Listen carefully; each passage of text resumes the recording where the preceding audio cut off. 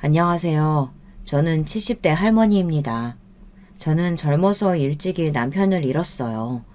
첫째 아들이 이제 막 걸음마를 시작하고 둘째 아들은 태어난 지 100일도 되지 않았을 때였는데 남편이 평소 앓고 있던 심장 질환으로 죽어버렸습니다. 믿고 의지했던 남편이 하루아침에 죽어버렸다는 슬픔도 잠시 정말 앞이 막막하더군요. 남편은 형제가 많은 집 막내 아들이었어요. 당시에 시아버지는 이미 돌아가셔서 안 계셨고 시어머니는 치매로 큰 아주버님 댁에서 모시고 계셨죠. 저와 아이들을 도와줄 사람은 아무도 없었습니다. 제가 기댈 곳은 친정밖에 없었어요. 하지만 친정 부모님께서는 남편을 잃고 어린 손주를 둘이나 달고 온 딸을 반가워하지 않으셨습니다. 원래 어려서부터 그랬어요. 저에게 위로 오빠가 하나 있는데 장남이라고 아들만 챙기셨거든요. 그게 문제였던 거죠. 저는 빨리 친정을 벗어나고 싶다는 생각에 고민도 안 해보고 고작 3번 만난 남자와 결혼을 했어요. 아버지가 동네에서 바둑두다 알게 된 할아버지의 조카의 손주와 말이죠. 잘 알지도 못하는 남자와 식을 올리고 아들을 둘이나 낳았습니다. 그때까지도 남편이 어릴 때부터 앓던 심장질환이 있다는 건 꿈에도 몰랐어요. 평소에 자주 숨을 벅차하길래 그냥 운동 보적이다 정도로만 생각했죠. 그런데 남편이 갑자기 죽어버렸을 때 그제야 시댁 식구들이 다들 입을 모아 이야기하더군요. 원래 어릴 때부터 심장이 약했다고요. 상갓집에서 망연자실한 제 뒤에 앉아 끊임없이 술을 먹으며 그런 소리를 떠들어대는데 저도 모르게 손이 떨리더니 배신감이라는 게 들더군요. 아, 내가 속았구나 싶더라고요. 저는 그래도 누구도 원망하지 않기로 했습니다. 제 남편이 어떤 사람이었든 누구였든 저에게 눈에 넣어도 아프지 않을 2 아들을 남겨주었으니까요. 저는 살아야 했습니다. 사랑스러운 아들 2을 키워야 했으니까요. 남편과 살던 집은 시어머니 명의로 되어 있는 집이라 제가 계속 살 수가 없었어요. 남편이 죽자마자 큰 아주버님께서 집을 팔아야겠다고 하셨거든요. 큰 아주버님이 시어머니를 모시고 계시니 저는 버티고 있을 수가 없었습니다. 저는 결국은 어린 아들 2을 데리고 집을 나와야 했습니다. 갈 곳이 없었던 저는 모진 말과 구박을 받을 거라는 사실을 알면서도 친정으로 갔습니다. 친정 부모님의 마음을 이해하지 못하는 건 아니에요. 사실 친정 부모님도 저를 받아줄 형편이 안 됐거든요. 친정 부모님도 평생 농사만 지으셔서 특별히 재산은 없으셨기 때문에 저를 거둬주시긴 힘들었죠. 네 사정 모르는 거 아니다만 너도 우리 사정 알잖아. 우리가 뭐가 있니? 아버지랑 나랑 둘이 간신히 농사 지어서 2 노인네 먹고 사는데 애들까지 셋을 어떻게 건사하겠어? 건사는 무슨 건사? 다 늙은 부모한테 빌붙을 생각하지 말고 네가 빨리 정신 차리고 살 길 찾아라. 부모님은 하루라도 빨리 돈을 모아 나가라고 하셨어요. 과부된 딸까지 데리고 살 생각은 없으시다고요. 그런 소리까지 들었으니 저는 눈치를 안 볼 수가 없었죠. 저는 급한 대로 돈을 벌만한 일을 찾아다녔습니다. 친정어머니께 애 2을 맡기고 남의 집 일이며 식당 일이며 안 해본 게 없다시피 다 하면서 살았어요. 아직 말도 못하는 자식 2이 제 얼굴만 보고 있으니 가만히 있을 수가 없었습니다. 제 목표는 빨리 돈을 모아 애들 데리고 살만한 작은 월세 보증금이라도 구하는 거였어요. 그때는 정말 하루하루가 멀쩡하게 넘어가는 날이 없었습니다. 그래도 부모님이 농사를 지을 때는 저도 밥은 얻어먹고 다닐 수 있었는데 부모님이 땅을 팔고 나서는 그마저도 쉽지 않았어요. 어느 날 갑자기 찾아온 오빠가 부모님께 괜한 소리를 해서 땅을 팔아버리셨거든요. 이제 연세도 많으신데 언제까지 농사 지으실 거예요. 가지고 있어봐야 돈도 안 되는 땅 하루라도 빨리 팔아서 편하게 사시는 게 낫죠.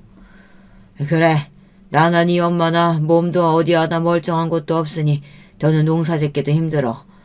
우리 장남이 알아서 잘 팔아봐. 땅을 팔라고 부추긴 건 오빠인데 정작 땅을 팔고 나니 오히려 제가 부모님의 생계까지 책임져야 했습니다. 아버지가 땅을 팔자마자 오빠는 기가 막히게 나타나 사업자금이 필요하다고 아버지가 땅 판 돈을 다 가져가 버렸어요. 그 이후로 아버지든 어머니든 돈 들어갈 일만 생기면 당연하다는 듯 저에게 달라고 하셨습니다. 제 처지에 제 아들들이랑 나가 살 집 구해야 할 돈이라고 줄 수 없다고 할 수도 없는 노릇이니 급한 대로 버는 족족 부모님께 드렸습니다. 저는 수중에 돈이 없으니 항상 불안했지만 그래도 혼자 보더는 부모님 곁에 있는 게 낫다는 생각이 들어 없는 살림에도 부모님을 챙겼어요. 제가 나가 일하는 동안 부모님께서 아들들을 봐주셔서 마음 편히 일할 수 있는 거니까요. 문제는 그 이후에도 오빠는 틈만 나면 아버지를 찾아와 돈 이야기를 했다는 겁니다. 친정 부모님은 장남인 오빠 말이라면 똥으로 매주를 만든다고 해도 믿으실 분들이에요. 오빠는 하다하다 부모님이 사시던 집까지 팔아먹으려고 집문서를 가지러 왔다가 저와 마주쳤어요. 저는 오빠 손에 들린 집문서와 아버지 도장을 보고 놀라서 간신히 집문서를 빼앗았습니다. 이제 팔다 더 팔아먹을 게 없으니까 부모님 사시는 집까지 팔아먹으려고 그래? 집 하나 있는 것까지 다 팔아버리면 어머니 아버지 어디서 살라는 건데? 오빠가 모시기라도 할 거야? 내가 장남인데 내 사업이라도 잘 돼야 부모님 모시고 살 거 아니야. 급한 불만 끄면 되니까 이거 내놔. 오빠는 항상 그놈의 사업 핑계만 댔습니다. 말도 안 되는 소리 좀 하지 마. 사업이 그 정도로 안 되는 거면 하루빨리 그만두고 다른 일을 해야지. 언제까지 사업한답시고 집안뿌리 흔들 거야. 헐씨고. 겨우 중학교도 못 나온 니가 뭘 한다고 오빠한테 훈계질이야. 부모님은 내가 알아서 하니까 너는 신경 꺼. 오빠 때문에 부모님이 거리에 나앉게 생겼는데 내가 어떻게 가만히 있어? 오호라. 이제 보니까 내가 이 집 팔면 너랑 너희 새끼들 갈 데 없을까봐 그러는 거구나. 너야말로 부모님 옆에 빌붙어 살 생각하지 말고 빨리 네 살 길이나 찾아 나가. 오빠는 막무가내였습니다. 하나뿐인 동생이 남편을 잃고 가부가 돼서 어린 조카들과 막막하게 살고 있는데도 전혀 신경이 쓰이질 않나 봅니다. 그때 알았죠. 세상에 믿을 놈 하나 없다는 걸요. 오빠는 장남이라고 부모의 사랑과 관심, 지원까지 모두 다 독차지하며 살았어요. 부모님이 그렇게 애지중지 키웠어도 오로지 자기밖에 모르더군요. 자기 하는 일에 제가 방해되니 저를 치워버리려고 했습니다. 저는 아무래도 이러고 있으면 안 될 것 같아 부모님께 제가 본 그대로 말씀드렸어요. 오빠가 부모님 모르게 집문서를 가지고 가려고 했다고요. 그런데 더 어이가 없었던 건 아버지의 태도였습니다. 장남이 힘들다는데 아버지가 못해줄 게 뭐가 있어? 집문서가 아니라 내 목숨을 내놓으라고 해도 줄 수 있지.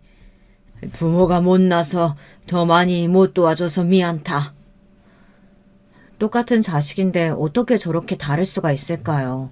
제가 가부가 돼서 애 둘을 데리고 들어왔을 땐 하루라도 빨리 돈 모아 나가라고 하시더니만 도대체 아들이 뭐길래 아들한테는 땅도 팔아주고 집문서까지 내어줄 수 있을까요? 도무지 이해할 수 없었습니다. 아버지, 제가 지금 당장 집을 팔겠다는 게 아니라 대출 조금만 받으려고 그러는 거예요. 받을 돈이 있는데 아직 받지를 못해서 그러는 거니까 돈 받는 대로 바로 갚을게요. 아이고, 우리 아들이 그동안 마음고생이 심했겠네. 걱정하지 말고 지금 당장 나랑 같이 은행 가자. 필요한 돈이 얼마든 내가 다 빌려다 줄게. 저는 기가 차서 말도 안 나왔습니다. 제가 얼마 전에 아들 돌이라 떡이라도 좀 해야겠다고 말했을 땐 들은 척도 안 하시더니만 오빠가 힘들다는 말에 아주 안쓰러워 어쩔 줄 몰라 하시더군요. 아버지는 곧장 집문서를 오빠에게 줬어요. 오빠는 부모님 집을 담보로 대출받아 홀라당 가져갔습니다. 오빠 하는 짓도 얄미워 죽겠는데 아버지는 그날 밤 저를 불러 화를 냈습니다. 집을 파는 것도 아니고 고작 몇 푼 대출받는 건데 저한테 왜 설레발을 쳤냐고 나무라셨어요. 그러면서 다시는 오빠 앞에서 언성 높이지 말라고 경고까지 하셨죠. 저는 그때 결심했습니다. 사람이 살기 힘들어지면 원래 부모 형제도 못 알아보는 건데 제가 지금까지 너무 세상을 순진하게 봤던 거죠. 저는 오로지 제 자식들만을 위해 살겠다 다짐했습니다. 결심이 서니 정신이 바짝 들더군요. 저는 며칠 뒤 아이들을 데리고 친정을 나왔습니다. 그나마 어머니는 저에게 갈 데가 어디 있냐고 연신 물으셨지만 아버지는 그마저도 궁금해하지 않으셨어요. 오히려 앓던 이가 빠지게라도 한 것처럼 홀가분해 하셨죠. 저는 수중에 몇 푼 되지도 않은 돈을 가지고 무작정 집을 나와 살만한 곳을 구했어요. 친정을 나와 셋이 살기 시작한 동네는 달동네 같은 곳이었는데 작은 구멍가게에 방이 딸린 집이었어요. 애들을 키우면서 먹고 살기엔 딱인 것 같아 다 무너져가는 구멍가게를 샀습니다. 거기서 애들은 국민학교까지 보냈어요. 국민학생인 아들 둘과 셋이 누우면 머리가 장롱에 닿고 발바닥이 벽에 닿았지만 그래도 점점 더 좋아질 거라 기대하며 열심히 살았어요. 물론 여자 혼자 애 둘을 키운다는 게 쉬운 일은 아니었습니다. 한 번은 그런 적이 있었어요. 동네가 달동네라 워낙 후미진 곳에 있어서 동네 구멍가게에도 외상을 짓는 사람들이 많았어요. 당시에 쌀을 포대로 갖다 놓고 한 바가지씩 돈을 받고 팔았는데 자꾸만 쌀만 가져가고 외상을 하는 여자가 있었습니다. 어린 아이와 노모를 모시고 산다고 하도 사정을 해서 한두 번 외상을 줬어요. 저도 혼자 애 둘을 키우니 그 사정이 이해가 돼서 배려를 해준 거였죠. 그런데 이 여자가 언제부터는 아예 작정하고 제가 없고 아들만 있을 때 일부러 와서 자꾸만 외상을 해갔습니다. 쌀뿐만 아니라 술과 담배까지 자꾸 외상으로 가져갔죠. 제가 몇 번이나 외상값을 달라고 찾아갔는데도 돈을 주지 않았어요. 저도 땅 파서 장사하는 게 아니니 더는 봐줄 수 없어 그 여자에게 앞으로 다시는 물건을 팔지 않겠다고 단호하게 말했어요. 그런데 그 여자가 대뜸 저에게 소리를 지르며 화를 내더군요. 같은 과부 처지에 너무하네. 어린애랑 노모가 쫄쫄 굶고 있다는데 야박하게 자꾸 이럴 거야? 내가 다음 날이면 돈 생기니까 그때 갚겠다잖아. 그렇게 시간만 끈 게 벌써 몇 달째예요. 나도 땅 파서 장사하는 거 아니니까 외상값부터 갚아요. 그러면 물건 팔 테니까. 저도 웬만하면 야속하게 굴고 싶지 않았어요. 하지만 저도 하루 벌어 하루 사는 처지에 남의 상황을 봐줄 수는 없었습니다.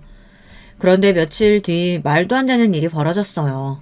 웬 깡패 같은 덩치 큰 남자가 술에 잔뜩 취해 가게를 찾아와 행패를 부렸습니다. 네가 외상값 안 갚는다고 내 마누라한테 쌀도 안 주고 술도 안 판다며? 동네 장사하면서 외상 안 해주면 어쩌겠다는 거야? 남자는 가게 안의 물건들을 발로 뻥뻥 차더니 바닥에 있던 쌀포대를 던져버렸습니다. 바닥에 그대로 떨어진 쌀포대가 터져 사방으로 흩어졌어요. 그 순간 저는 눈이 뒤집혔습니다. 남자고 깡패고 간에 너 죽고 나 죽자였어요. 저는 남자에게 달려들어 제 2배만한 몸을 밀치며 지금 뭐하는 짓이냐고 소리를 질렀습니다. 그러자 더 화가 난 남자가 저를 세게 밀었어요. 저는 그대로 바닥에 꼬꾸라졌습니다.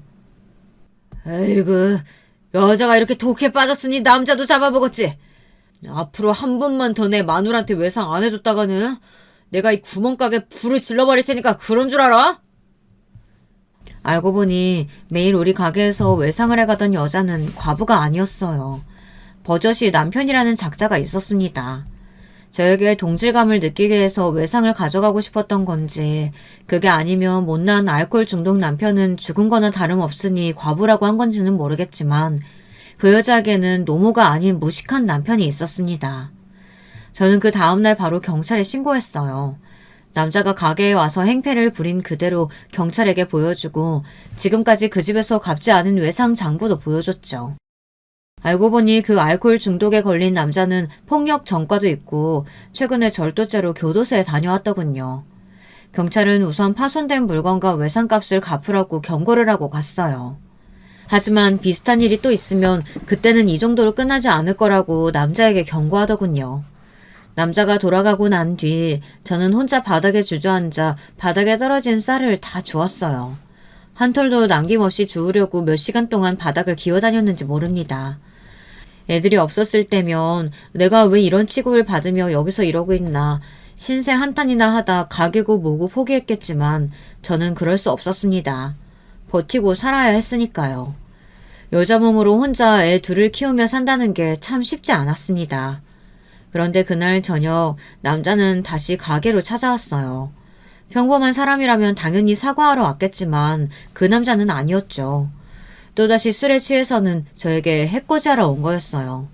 남자는 칼까지 들고 가게에 들어와 저를 위협했습니다. 그러고는 다짜고짜 제 뺨을 갈겼어요. 저는 그럴 줄 알았습니다. 원래 인간이라는 게 잘 안 변하잖아요. 멍청한 인간이 또 교도소를 갈지도 모르는데 생각 없이 찾아온 거죠. 그때였어요. 제가 미리 부탁해 대기하고 있던 경찰들이 그 남자를 잡아갔습니다. 남자는 자기가 잘못을 저지르고도 억울하다며 소리를 질러댔지만 소용없었어요.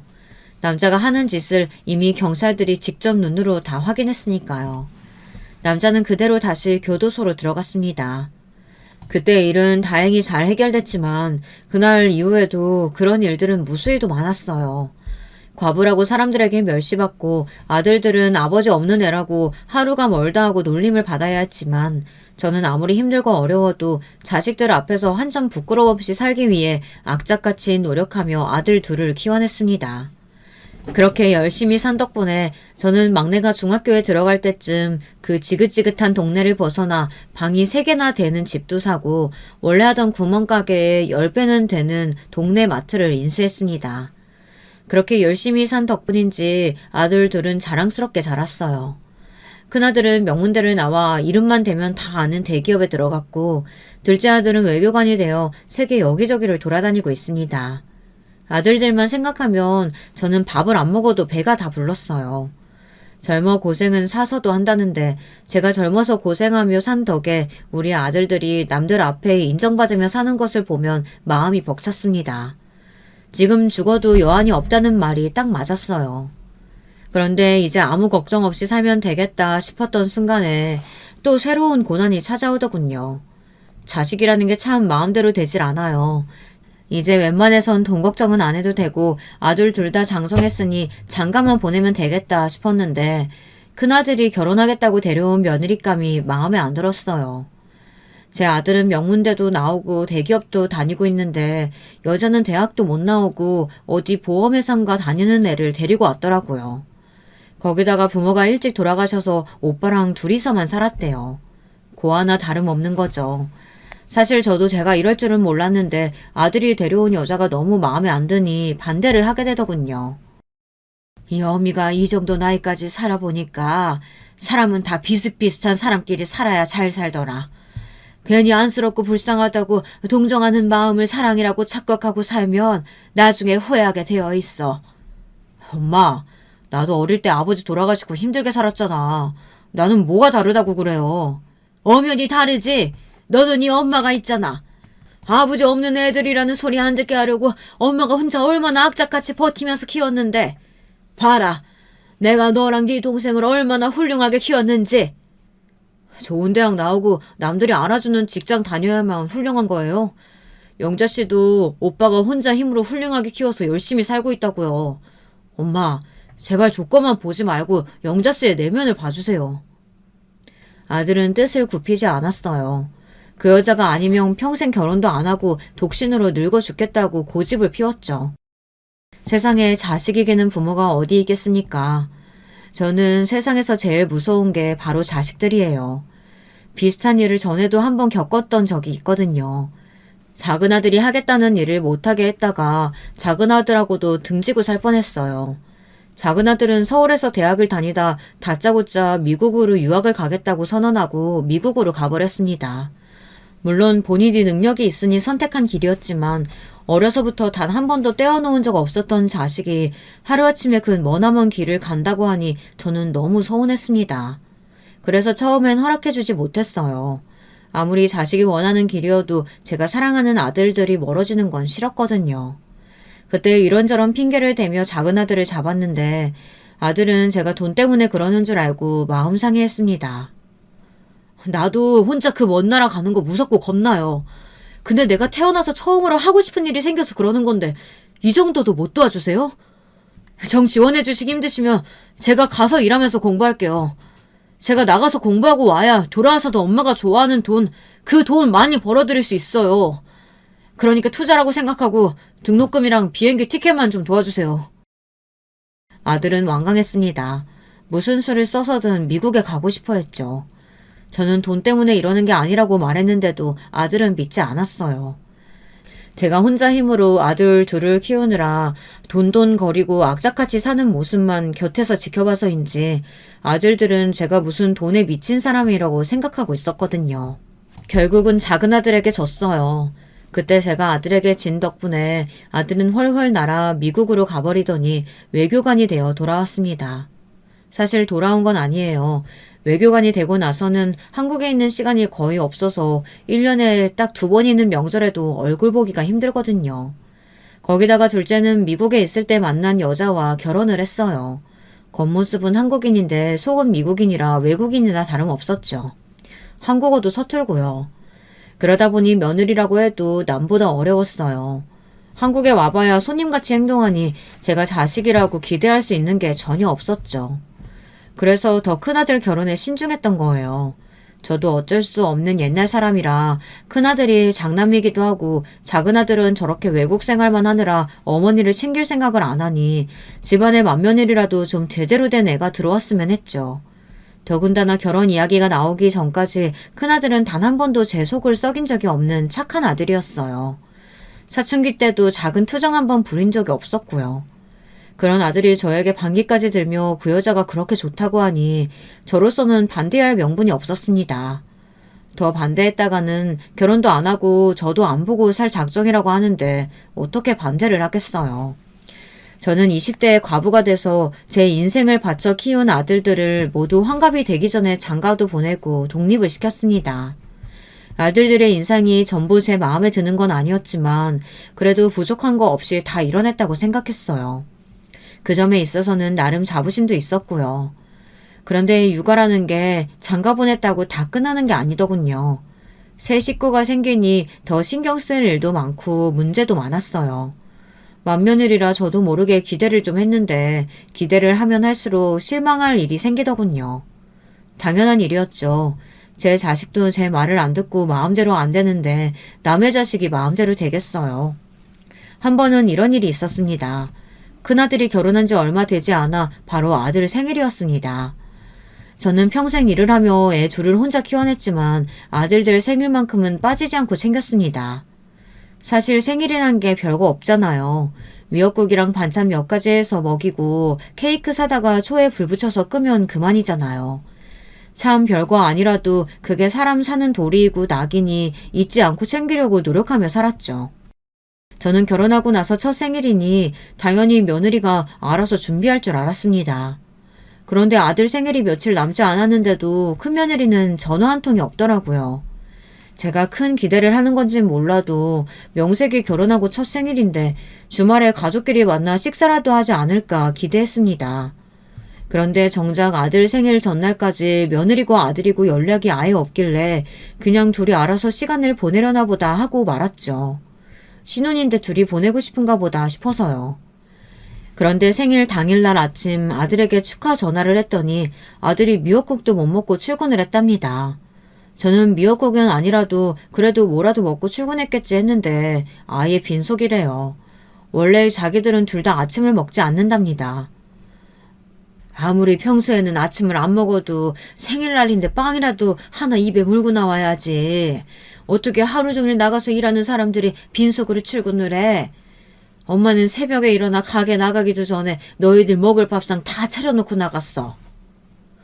전화하기 전까지는 분명 괜히 잔소리하지 말아야지. 이러면 며느리고 자식이고 싫어한다는 걸 알면서도 제 자식이 귀하니 마음이 좋지 않아 저절로 말이 튀어나왔어요. 이럴 줄 알았으면 저라도 전날 미역국이라도 끓여다 줬을 텐데 마음이 불편하더라고요. 엄마, 안사람도 나랑 똑같이 출근하고 퇴근하는데 아침 차릴 시간이 어딨어요. 우리 부부는 이렇게 사는 게 편해서 그런 거니까 괜한 신경 쓰지 마세요. 미역국은 평소에도 매일 먹는데 생일이라고 꼭 챙겨 먹을 거 뭐 있어요. 그냥 저녁에 와이프랑 만나서 함께 사 먹고 들어갈 거니까 걱정하지 마세요. 더 서운한 건 아들 녀석의 말이었습니다. 나랑 살 때는 생일이면 불고기를 해달라, 갈비찜을 해달라 난리더니 자기 아내한테는 아침밥을 안 차려줘도 상관없고 저녁엔 나가서 맛있는 거 사 먹겠다네요. 당연한 말인데 제 귀에는 왜 얄밉게 들리는지 모르겠어요. 나도 아침잠 더 자는 게 좋고 밖에 나가 외식하는 게 더 편하고 좋은 사람이에요. 저랑 살 때는 일절 제가 아침에 바쁜지 어떤지 관심도 없고 뭘 좋아하는지 알지도 못하던 아들이 자기 아내만 신경 쓰고 걱정하는 게 꼴보기 싫었습니다. 저도 어쩔 수 없는 시어머니인가 봐요. 옛날에 시어머니가 저에게 잔소리 몇 마디 하면 그게 그렇게 싫었는데 저도 아들들이 하는 짓을 보면 며느리들이 부러우면서도 샘이 나더라고요. 저는 아무래도 이러고 있다가는 큰아들 녀석이 생일에 미역국도 못 얻어먹을 것 같아 급하게 점심때 미역국을 끓였습니다. 아들놈이 좋아하는 굴을 잔뜩 넣고 굴 미역국을 끓였어요. 그러고는 곧장 가게를 직원들에게 맡기고 택시를 잡아 타고 아들네 집에 갔습니다. 괜히 저녁 때 가면 애들 퇴근하고 둘이 시간 보내는데 방해하는 것 같아서 낮에 살짝 두고 오려고요. 당시에 애들 집이 회사 근처에 있는 작은 복도식 아파트였는데 엘리베이터에서부터 아들네 집 현관이 열린 게 보였어요. 저는 이 시간에 왜 집 문이 열려있나 싶어 놀라서 집에 달려갔습니다. 아들이고 며느리고 둘 다 일하러 갔을 시간이니까요. 그런데 제가 집 안에 들어갔다가 깜짝 놀랐어요. 글쎄 며느리가 거실에 대자로 누워서 자고 있더라고요. 오후 2시가 넘은 시간에 말이죠. 저는 기가 막혀서 며느리를 깨웠습니다. 요즘에는 상상도 할 수 없는 일이지만 옛날에는 여름이면 다들 현관문은 열어놓고 생활하긴 했어요. 에어컨이 집마다 있을 때가 아니다 보니 날씨가 너무 더우면 창문이고 문이고 다 열어놓고 살았죠. 활짝 열린 현관문이 문제가 아니라 집안 상태가 문제였습니다. 도무지 청소나 빨래를 하지 않는지 집안이 엉망이었어요. 그때 저를 보고 놀란 건 며느리도 마찬가지였습니다. 저는 끓여온 미역국을 가스레인지 위에 올려놓으면서 왜 이 시간에 집에 있냐고 물었어요. 출근했을 시간 아니냐고요.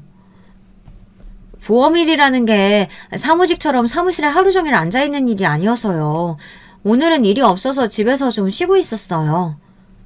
금며느리는 보험일을 하다 보니 출근 시간이나 퇴근 시간이 대중이 없다네요. 그래서 낮에는 집에 있을 때도 많대요. 저는 몰랐습니다. 항상 큰아들에게 전화하면 큰며느리가 바쁘다고 하니 저는 그런 줄만 알았죠. 그래, 그럼 내가 괜히 왔구나. 나는 새아기 네가 바쁜 줄 알고 애 생일이라 굴 미역국 좀 끓여왔지. 며느리가 집에 있는 줄 알았으면 집까지는 안 왔을 텐데 저는 괜히 실수했다 싶어 급하게 미역국만 주고 가려고 했습니다. 그런데 제가 굴 미역국을 끓여왔다고 했더니만 큰며느리는 제가 끓여온 냄비 뚜껑을 열고 안을 확인하더니 코를 막으며 인상을 확 구겼어요. 굴 미역국이요? 아, 저는 굴 안 먹는데. 그리고 저녁은 그이랑 나가서 먹기로 했어요. 아무리 갑자기 들이닥친 시어머니가 싫어도 그렇지 큰며느리는 얼굴에 싫은 내색이 역력했어요. 그러면서 냄비 뚜껑을 세게 닫아버리더군요. 그 모습을 보는데 저도 모르게 미간이 구겨졌습니다. 너는 싫어해도 우리 아들은 좋아해. 아무리 외식이 좋아도 그래도 애 생일인데 미역국이라도 자기가 좋아하는 걸로 먹여야지. 생일날까지 아내 눈치 봐야 하겠니? 너는 아내라는 애가 어쩜 그렇게 남편을 챙길 줄을 모르니? 저도 못된 시어머니 노릇은 하고 싶지 않았지만 며느리 하는 꼬락서리를 보니 저도 모르게 말이 툭툭 튀어나왔습니다. 제 아들은 아내 편하게 해주겠다고 평생 꼬박꼬박 먹던 아침밥도 안 먹고 출근하고 시어머니 앞에서 매번 며느리 편까지 들어주는데 며느리는 도대체 제 아들을 위해서 뭘 하는 건지 모르겠더군요. 음식은 물론이고 집안 꼬락서니를 보니 살림하고는 아예 담을 쌓고 사는 것 같더라고요. 부모님도 일찍 돌아가셔서 어려서부터 오빠랑 같이 살았다는 애가 어쩜 할 줄 아는 거라고는 저렇게 하나도 없나 싶더군요. 저는 큰며느리에게 하고 싶은 말이 굴뚝 같았지만 애써 더러운 집을 외면하고 가려던 참이었습니다. 그런데 그때 며느리가 혼자 쭝얼거리는데 저에게 들으라는 식으로 이야기하더군요. 아들이 그렇게 귀하고 제가 못 믿어오시면 장가 보내지 말고 그냥 끼고 사지지 그랬어요. 엄마 없는 사람 서러워서 살겠나? 뭐야? 새아기, 너 지금 뭐라 그랬니? 그게 시어머니 듣는 앞에서 할 소리니? 저는 10년도 훨씬 지난 일이지만 아직도 그날 일이 생생합니다. 큰며느리가 저를 쏘아보며 말대답했던 그 일을요. 가족이라도 서로 기분이 상하면 별의별 말 다 할 수도 있는 거지만 이제 막 결혼한 새아기가 시어머니가 하는 말이 좀 거슬린다고 말대꾸를 하는데 기분이 상하더군요. 이런 말 하고 싶지는 않았지만 이래서 가정교육이 중요하다는 말을 하는 거구나 싶었죠. 부모도 없이 부모랑 둘이 살면서 뭐든 가르쳐주는 사람이라고는 없었을 테니 자기 멋대로 구는 것 같더군요. 제가 그렇게 화를 내는데도 며느리는 아랑곳하지 않았어요. 뭘 어쩌라는 거냐라는 눈빛으로 저를 보고 있었죠. 그러더니 한마디 하는 말이 어이가 없었습니다. 저 이제 씻고 나가봐야 하는데 언제까지 여기 계실 거예요? 큰며느리의 뻔뻔함에 말문이 턱하고 막혀버리더군요. 저는 순간 기가 차서 헛웃음이 다 튀어나왔습니다. 저는 그대로 혀를 차며 아들 집을 나와버렸어요. 저런 애랑은 잠시도 말을 섞고 싶지 않아서요. 그 길로 택시를 잡아탄 저는 어쩌다 저런 애가 우리 며느리가 됐을까 신세 한탄만 하며 돌아왔습니다. 결혼 전에는 저도 며느리가 단지 조건이 마음에 안 들어 결혼을 반대했어요. 하지만 아들이 끝까지 버틴 덕분에 결혼을 허락했죠. 그 이후에도 저는 큰며느리를 예쁘게 보려고 노력했어요. 잘해주려고도 했습니다. 그래서 집이든 혼수든 큰며느리가 하고 싶다는 대로 다 해줬어요. 그런데 큰며느리는 결혼식 직전까지도 저에게 살갑게 굴지는 않았어요. 저는 제가 100번 양보해서 그게 다 제가 결혼을 반대해서 저에게 앙금이 남아 그러는 거라고 생각했어요. 시간이 지나면 자연스레 가족이 될 줄 알았죠. 그런데 큰며느리는 제가 생각했던 것보다 훨씬 더 별로였어요. 제 마음에 안 드는 정도가 아니라 애가 기본이 하나도 안 됐더군요. 하지만 이제 와서 뭘 어쩌겠어요. 제가 무슨 말을 해도 아들은 저런 상식 없는 애가 좋다는데요. 그날도 제가 가게로 돌아오니 바로 아들에게 쪼르르 연락이 왔어요. 왜 연락도 없이 집에 와서 며느리에게 잔소리를 하고 갔냐고 따지더군요. 어머니가 도대체 뭐라고 하셨길래 그 사람이 울면서 전화 왔어요. 자기가 생일인데 미역국도 못 챙겼다고 미안하다고요. 제가 어머니께 분명히 괜찮다고 했는데도 꼭 그렇게 티를 냈어야 했어요? 그 독한 게 네 앞에서는 울었다고? 아이씨구, 아주 백녀시가 따로 없구나. 내 앞에서는 그렇게 찬바람 쌩쌩 불더니만 남편 앞에서는 여우짓 하는 게 걔 아주 무서운 애다. 그랬습니다. 제 앞에서는 표정 하나 안 변하고 독하게 굴던 게 아들한테 전화해서는 미안하다고 울었다고 하는데 정말 기가 막히더군요. 어머니, 제발 그만 좀 하세요. 어머니 마음에 안 든다고 자꾸 이러시면 어떡해요. 제가 이혼이라도 당해야 속이 시원하시겠어요? 아들들이 잘 살길 바라시면 어머니가 아들이고 며느리한테 신경 끄고 사셔야죠. 아들의 모진 소리를 듣는데 제 머리가 띵했습니다. 그때야 알겠더군요. 이제 더는 제 아들이 아니라 며느리의 남편이 되었다는 사실을요. 저는 모든 게 다 마음에 안 들고 서운했지만 단념하기로 했습니다. 아들 말대로 해주기로 했어요. 제가 며느리가 아무리 싫어도 저랑 사는 게 아니고 아들이랑 둘이 사는 거니 자기들끼리 행복하게 살면 그만이다 마음을 접기로 했어요. 아들 말대로 괜히 저 때문에 사이가 틀어져서 헤어지기라도 하면 평생 그 원망을 듣고 살아야 하니까요. 저는 그때부터 일절 아들들에게 신경을 쓰지 않았습니다. 저는 자식들에게 부모로서 할 도리만 하며 저대로 살았어요. 열심히 가게 일도 하고 쉬는 날이면 혼자 운동도 다녔어요. 동네 친구들이랑 놀러 다니면서 자유롭게 살았습니다. 그 사이에 아들들은 자식들도 낳고 더 바쁘게 사는 것 같았죠. 자식 키우며 사는 모습이 안쓰러워 도와주고 싶다가도 며느리만 떠올리면 아차 싶어서 신경 쓰지 않았습니다. 제가 또 나서서 한 소리 해도 어쩌니 저쩌니 난리를 칠 테니까요. 그러던 중 도저히 제가 참견하지 않을 수 없는 일이 생겼습니다. 어느 날 갑자기 큰아들에게서 연락이 왔는데 저더러 큰며느리가 들라고 한 보험을 다 들었냐고 하더군요. 그래서 저는 몇 가지 들었다고 했어요. 사실 큰며느리가 다른 건 몰라도 일 하나는 잘해요. 부모님이 일찍 돌아가시고 큰며느리 오빠가 먼저 보험회사에 다니면서 동생을 키웠는데 큰며느리도 성인이 되면서 자연스레 바로 오빠를 따라 같이 보험을 팔기 시작했다더라고요. 큰며느리는 20대 초반부터 보험을 했기 때문에 경력이 오래됐어요. 큰며느리도 그렇고 큰며느리 오빠도 둘 다 보험왕도 여러 번 했다고 하더라고요. 그랬으니 저도 큰며느리에게 보험을 여러 개 들었어요. 큰며느리가 꼭 필요한 거라고 하길래 알아서 들어달라고 했죠. 덕분에 저도 병원에 가면 병원비도 거의 다 받을 수 있어서 잘했다고 만족하고 있었어요. 그래서 주변 아는 사람 여러 댁에 며느리를 소개했고요. 그런데 제 말에 아들이 갑자기 버럭 소리를 지르며 혹시 주변에 아는 사람들도 소개해줬냐고 묻더군요.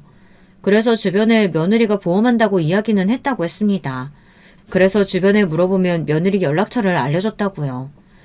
그러자 아들이 깊은 한숨을 몰아쉬었어요. 그러더니 한다는 소리가 걱정되더군요. 지금까지 들은 건 할 수 없는데 앞으로는 괜히 주변 사람 소개하지 마세요. 그 일로 제가 좀 회사에서 곤란해져서 그러는 거니까 앞으로는 준우 엄마가 사람 소개해달라고 해도 소개해주지 마세요. 저는 걱정되어서 무슨 일이냐고 왜 그러는지 꼬치꼬치 물었어요. 제가 제 아들을 아는데 예산일이 아니면 이렇게 심각하게 얘기할 애가 아니거든요. 계속 입을 다물고 있던 아들이 제 걱정에 끝내 입을 열었는데 아들 하는 말이 기가 막혔습니다. 글쎄 큰며느리가 자기 오빠랑 작당하고 이래저래 보험 사기 비슷하게 하다가 걸렸나 봐요. 큰아들 말이 심각한 건 아니라는데 제가 보기엔 절대 작은 일이 아니었습니다. 큰며느리가 큰아들 주변에 아는 직장 동료들까지 소개를 받아 싹 다 보험 설계를 했대요. 그래서 그 해에 큰며느리가 또 보험왕이 됐답니다. 그런데 거기서 끝이 아니었어요.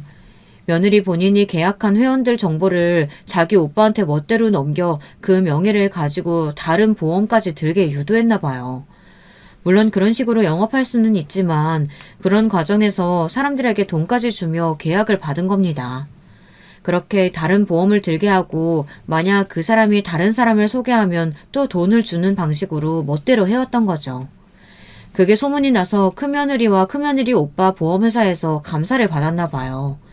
그뿐이 아니라 문제는 그게 큰아들 직장에 소문이 나서 아들이 직장에서 곤란했나 보더라고요. 사람들이 꼭 다단계 갔다고 뒤에서 수군거린답니다. 거기다가 손주 친구 엄마들까지 끌어들여서 동네에서도 얼굴 들고 다니기가 민망하대요. 제가 이럴 줄 알았어요. 그 요망한 것이 한 번은 사고 칠 줄 알았습니다. 저는 평소처럼 참고 넘어가려고 했는데 아무래도 큰아들의 깊은 한숨소리가 마음에 걸려 며느리를 찾아갔습니다. 신혼 때 이후 아들 집이라고는 생전 찾아가지 않았었는데 아무래도 이번 일은 그냥 넘어갈 수가 없어 집으로 갔어요. 그런데 오랜만에 찾은 집은 여전히 엉망이었습니다. 애가 둘이나 있는데도 여전히 청소를 안 하는지 집안꼴이 말이 아니더군요. 거기다가 큰며느리의 오빠도 버젓이 집에 와 있었어요. 원래 자기 집 마냥 자주 온다는 이야기는 아들에게 들은 적이 있었는데 막상 제 눈으로 보니 기분이 좋지는 않더군요. 사실 그런 사사로운 것까지 신경 쓰이지도 않았어요. 단지 제 아들과 손주들이 걱정될 뿐이었습니다. 저는 며느리에게 회사에서 감사 들어간 건 어떻게 됐냐고 물었어요. 일하는데 별 문제는 없는 거냐고요.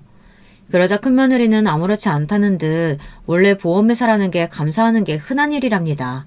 별로 심각한 일이 아니라네요.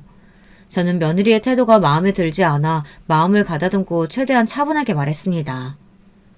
아무리 돈 버는 것도 좋지만 사람이 주변에 민폐 끼치고 나가서 사회생활 하는 사람 곤란하게 하면 안 되는 거지. 어떻게 남편 직장 사람들한테까지 그런 짓을 해? 어머님이 무슨 소리를 듣고 오셨는지 몰라도 원래 영업하는 사람들은 다들 그렇게 하는 거예요. 그렇게라도 하니까 보험왕도 하면서 애들 키우는 거죠.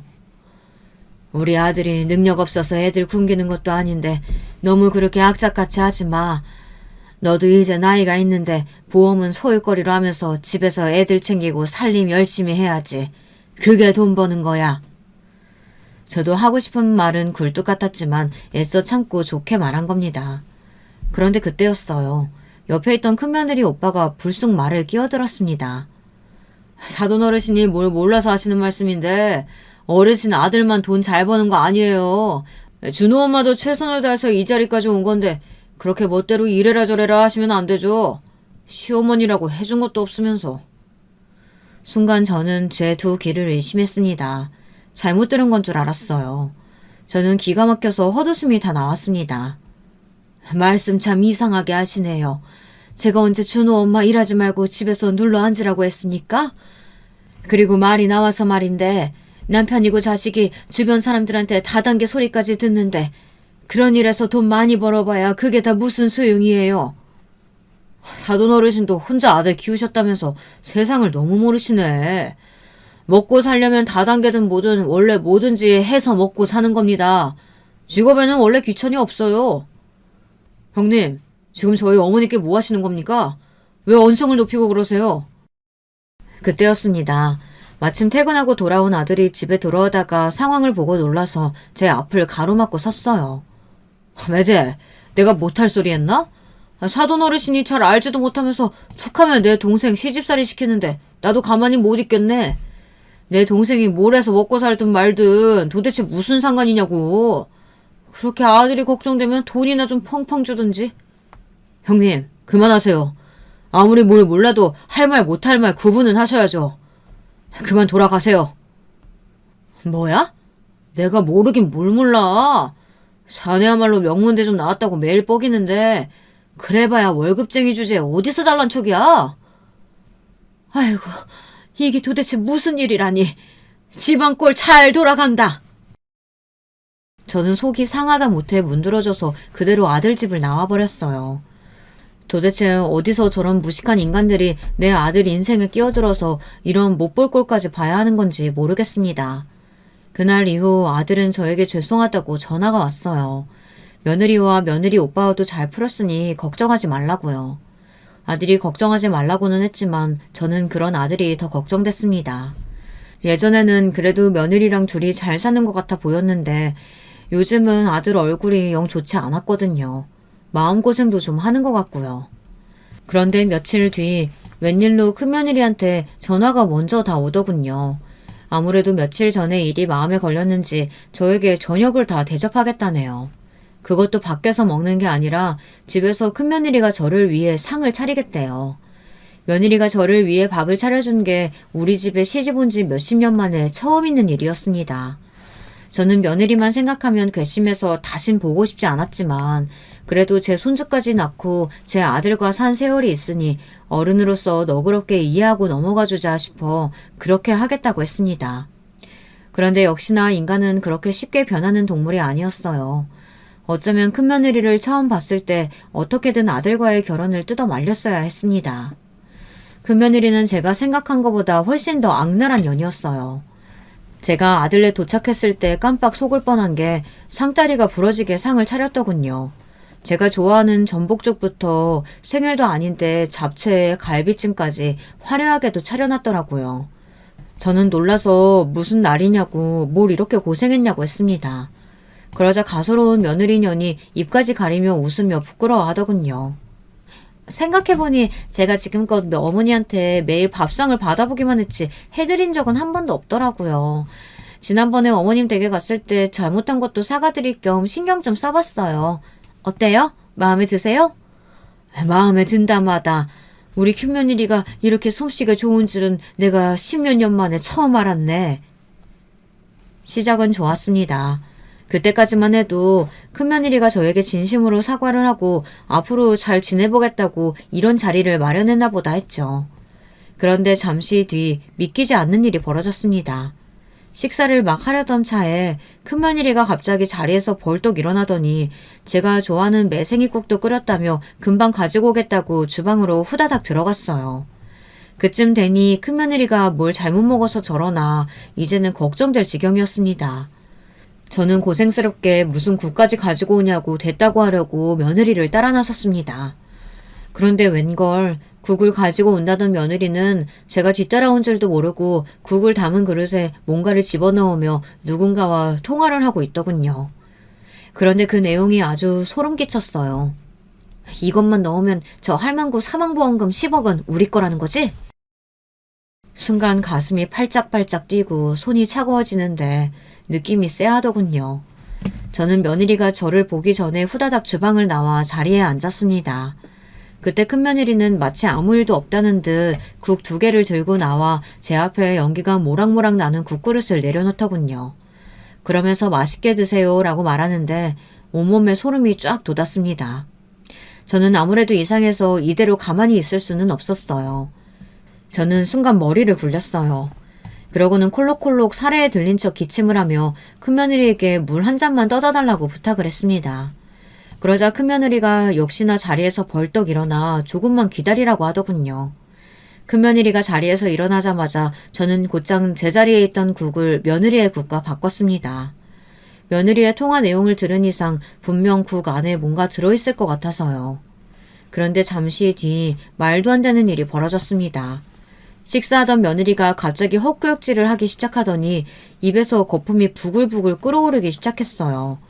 그러더니 몸을 벌벌 떨면서 뒤로 쿵 소리를 내며 넘어져 버렸습니다. 큰며느리는 그대로 기절했어요. 저는 너무 놀라 큰며느리의 상태를 확인하곤 곧장 119를 불렀습니다. 다행히 금방 도착한 구급차가 며느리를 응급실로 데리고 갔습니다. 저는 큰며느리와 응급실에 가며 아들에게 연락했어요. 그리고 그날 밤 있었던 일을 설명했습니다. 응급실에 도착한 저와 아들은 제발 아니기를 바라던 이야기를 듣고야 말았습니다. 며느리가 먹은 국에서 맹독성 농약이 나왔답니다.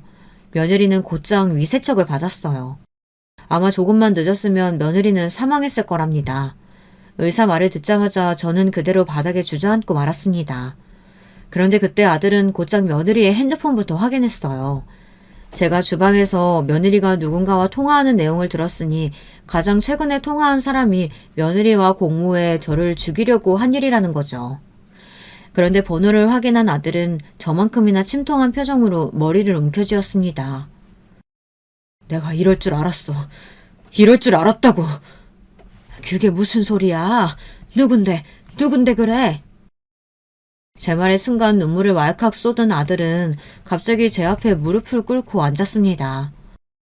어머니, 죄송해요. 이게 다 제 잘못이에요.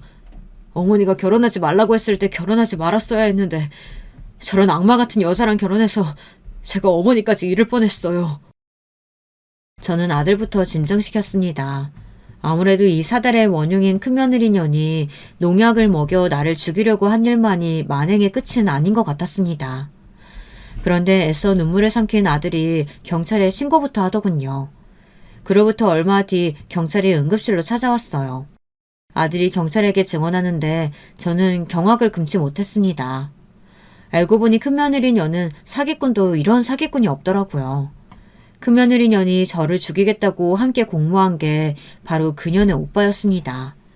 그런데 아들 말이 오빠라고 우리에게 소개했던 남자가 친오빠가 아니랍니다. 저번에 일 있고 나서 아무래도 이상해서 내가 좀 알아봤는데 알고 보니까 내가 알고 있던 형님이 준호 엄마 친오빠가 아니더라고.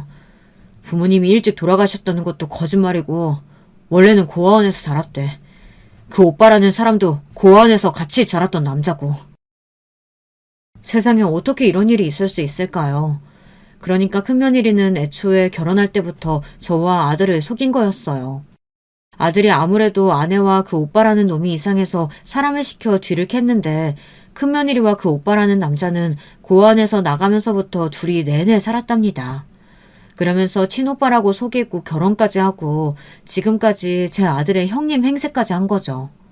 거기다가 저와 아들에게 이것저것 보험까지 가입하게 하더니만 이제는 두 년놈이 작정하고 저를 죽이려고 한 거예요. 제 생명보험을 노리고요. 저는 순간 온몸에 털이란 털이 다 서는 경험을 했습니다. 정말 너무 무서워서 몸서리까지 쳤어요. 만약 오늘 제가 통화를 듣지 못해서 아무것도 모른 채 매생이국을 먹었다면 저는 그대로 죽었을 거예요. 그리고 전 연놈이 제 아들에게까지 농약을 먹여 죽이려고 할지도 모를 일이었죠. 며느리녀는 깨어나자마자 곧장 검찰 조사를 받았어요. 그 오빠라고 우기던 동거남과 함께 말이죠. 더 충격인 건 그 연놈들이 제 아들 모르게 아들 명의로 생명보험을 2개나 더 들어놨더군요. 거기다가 손주들 보험까지 여러 개 들어놨어요. 그 년놈들이 더 징그러운 게 자기들의 잘못을 인정하지 않는다는 겁니다. 양심도 없는 연놈들이 절대 나쁜 의도를 가지고 보험에 든 게 아니라고 우겼지만 저는 믿을 수가 없었습니다. 문제는 며느리년이 자기가 탄 농약을 자기가 먹어버리는 바람에 형이 길지 않을 것 같다고 하더군요. 잘하면 벌금형 정도로 끝날 수 있고요. 그쯤 되니 차라리 내가 그 농약을 먹었어야 하나라는 생각까지 들었습니다. 응급실 사건이 있은 지 벌써 반년이 넘었어요. 답답하게도 아직 사건이 다 해결되지는 않았어요. 계속 소송은 진행 중이고 아들과 큰며느리 년의 이혼 소송도 진행 중입니다. 아직 막내 손주가 미성년자라 양육권 소송까지 하고 있거든요. 소송이 길어지니 아들도 지치고 저도 답답할 때가 있지만 그래도 저는 포기하지 않을 겁니다. 제가 지금까지 어떻게 살아왔는데 그런 나쁜 연놈들 정도 상대하지 못하겠어요. 그런 거지 같은 것들은 벌받아 마땅하죠. 여러분들께서 저에게 포기하지 말라고 끝까지 싸워서 이기라고 용기를 좀 주세요. 힘이 되는 댓글 많이 남겨주시면 제가 하나하나 다 확인하고 끝까지 포기하지 않겠습니다. 끝까지 저의 이야기 들어주셔서 감사합니다. 여러분들께는 항상 즐거운 일만 가득하시길 바랄게요. 기혼자분들의 대다수는 연애 결혼을 하셨겠죠? 본인의 배우자가 결혼하고 나서는 연애할 때랑 너무나도 달라지신 경우를 겪으신 적 있는지요? 자기 남편이 결혼 전에 연애만 하던 시절에는 설마 그럴 줄 몰랐다고, 결혼하고 나서부터는 사람이 바뀐 것 같다며 하소연하는 기혼 여자들의 이야기. 제가 직접 듣기도 했고 인터넷에서 보기도 많이 봤는데요. 애석하게도 저 역시도 이런 경우에 속하더군요. 제 남편이란 사람이요. 저랑 연애하면서 만날 땐 그런 사람일 거라고는 생각 못했어요. 저는 진짜 솔직히 말해서 남편이랑 사귀게 될 줄 꿈에도 몰랐었답니다. 이상형이랄 것도 대단히 정해져 있진 않았으나 제가 선호하던 타입과도 거리가 먼 사람이었고요. 저하고는 결 자체가 달랐죠. 당시에 저라는 사람은 안 그러려고 애를 쓰지만 어쩔 수 없이 얼굴에서부터 소심히 답답이라는 성격이 드러나는 사람이었네요. 저는 남편이 먼저 호감을 표현해주고 나서야 내가 이 사람을 마음에 들어 하고 있구나 이런 생각이 정리가 됐었어요. 왜냐하면 제가 자존감이라는 게 무척이나 낮은 여자였기 때문이에요. 누가 나를 좋아한다고? 그게 진심일까? 일시적인 건 아닐까? 진심으로 나를 좋아하는 게 맞다면 상대에게도 뭔가 하자가 있는 게 아닐까? 이런 의구심이 자꾸만 머릿속에 들었기 때문에 행동에도 제약이 걸렸죠. 이런 건 제가 태어나고 자라온 환경이 저를 이렇게 만든 듯 싶네요. 혹시 여러분의 주변에 답답하게 굴고 자꾸 의심하려 드는 존재가 있다면 아마도 저 같은 유형일 가능성이 크네요. 자존감이 낮아서 그래요. 자기 스스로 전혀 대단하지 못한 사람이라고 생각하며 살기 때문이죠. 그런데 남편은 말이죠. 저랑 사귀게 된 후에 저라는 사람을 있는 그대로 받아들여줬어요. 소심하고 달변가와는 거리가 먼지라 곧바로 할 말을 못하고 마음속에서만 빙 돌고 있는 저를 발견하고서는 이렇게 말해줬었죠. 너는 참 매사에 신중한 것 같아. 이런 사람은 덤벙대지 않고 실수를 잘 안 하더라. 그러니까 너만이 가진 장점이라고 할 수 있지. 뭐? 장점이라고? 나한테 장점이라는 게 있다니. 그것도 내 답답한 면에 장점이라고 얘기해주다니. 오빠, 나 지금 기분이 너무 이상하고 낯설다. 뭘 그렇게 당황하고 그래. 나는 느낀 그대로 말해주는 것뿐인데. 세상 모든 사람이 어떻게 자기 생각을 시원하게 표현하고 살 수 있겠어. 이런 사람 저런 사람 다 있는 거지. 너도 여러 가지 유형들 중에 하나일 뿐이야. 너무 어깨 축 처져 있지 마. 알고 보면 네가 장점이 많은 사람이야. 조금 부끄럽게도 제가 평생에 그런 말을 들은 것은 그때가 처음이었기에 마음이 마구 흔들렸답니다. 저 스스로 창피해하는 면모를 누군가 좋게 봐주니까 마음이란 게 속절없이 열리고 말았죠. 제가 남편하고 사귀게 될 줄 상상 못했었다고 했잖아요. 그런데 그것보다 더 상상 못했고 꿈에서조차 생각 못해본 게 바로 남편과의 결혼이었어요.